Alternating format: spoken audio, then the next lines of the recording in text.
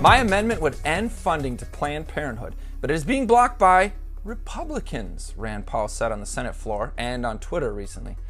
TheBlaze.com reported an amendment that would have blocked Planned Parenthood from receiving taxpayer funding was rejected in a 45-48 vote in the Senate on Thursday.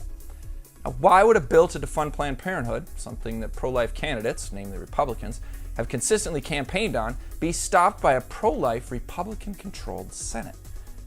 Kentucky Senator Rand Paul answered this question with his own conjecture. The truth is that Republican leadership favors bloated government spending more than they care about Planned Parenthood. This appropriations bill before us exceeds the spending caps by nearly $100 billion. Big spending Republicans fear that blocking funding for Planned Parenthood would derail their plans to greatly expand the welfare warfare state. Senator Paul then asked on the Senate floor, the question is, what is more important to these Republicans, saving lives or spending money? Perhaps our fascination with big military spending and the unconstitutional policing of the world seems so important that some would be willing to compromise the most fundamental right God has given to his creation, the right to life. Or is it because these members of the Senate don't believe it is actually a life in the womb? Please consider this. Suppose you are standing at your kitchen sink looking out the window at the backyard. Now suppose your 5-year-old comes in the room behind you and says, "Hey Mom, can I kill this?" What is your answer? Well, what do you need to know before you can answer? The question you need to ask, the answer you need to know is, what is this? Is he holding a spider or is he holding your 1-year-old? Does it matter? Yes. It matters.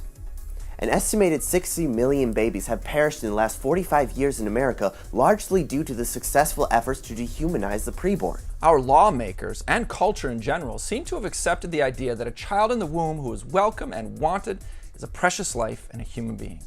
However, at the very same time, a child who is inconvenient is not human and not entitled to the dignity that accompanies humanity.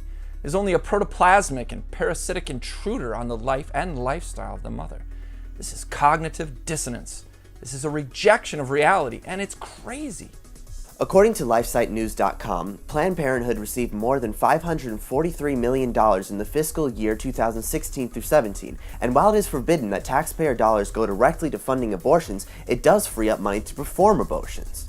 The report cited a Duke University study that found that taxpayers covered nearly 25% of abortion costs.